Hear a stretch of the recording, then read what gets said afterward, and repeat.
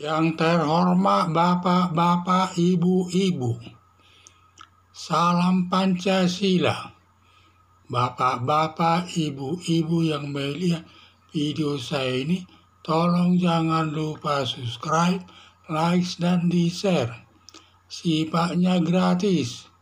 Pada hari Sabtu, tanggal 4 Februari tahun 2023 ini, saya akan mengomentari surat perintah penyelidikan Komisi Pemberantasan Korupsi tersebar luas. Anies Baswedan jadi tersangka.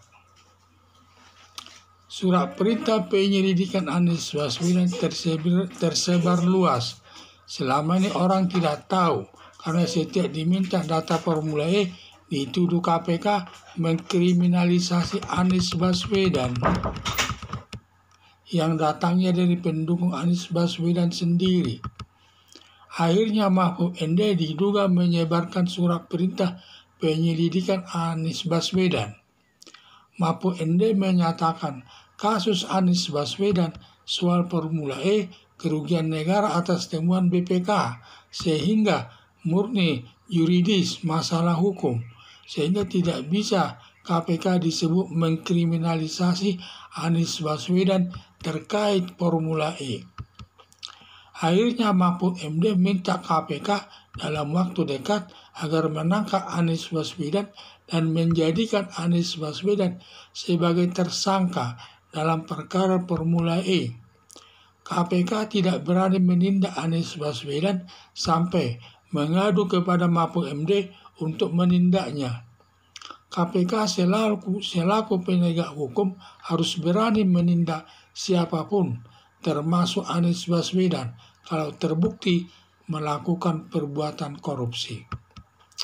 KPK jangan mencampur adukan urusan politik dengan penegakan hukum. Walaupun Anies Baswedan calon Presiden RI yang diusung Partai Nasdem, kalau terbukti melakukan perbuatan korupsi terkait Formula E yang telah merugikan uang negara triliunan rupiah harus ditindak sesuai hukum yang berlaku, yang melanggar pasal 2 Undang-Undang Tindak Pidana Korupsi yang ancaman hukuman terberatnya adalah hukuman mati. Harapan saya, KPK jangan takut menindak pelaku korupsi walaupun banyak pendukungnya dari garis keras dan partai politik tertentu.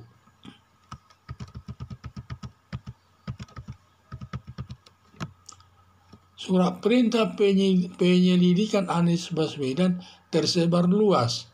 Selama ini orang tidak tahu karena setiap diminta data Formula E dituduh KPK mengkriminalisasi Anies Baswedan yang datangnya dari pendukung Anies Baswedan sendiri. Akhirnya Mahfud MD diduga menyebarkan surat perintah penyelidikan Anies Baswedan. Mahfud MD menyatakan kasus Anies Baswedan soal Formula E kerugian negara atas temuan BPK sehingga murni juridis masalah hukum, sehingga tidak bisa KPK disebut mengkriminalisasi Anies Baswedan terkait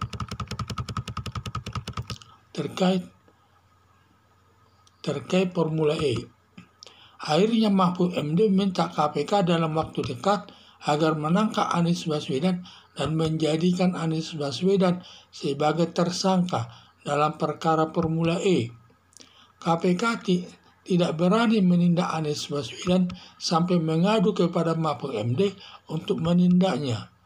KPK selaku penegak hukum harus berani menindak siapapun, termasuk Anies Baswedan, kalau terbukti melakukan perbuatan korupsi.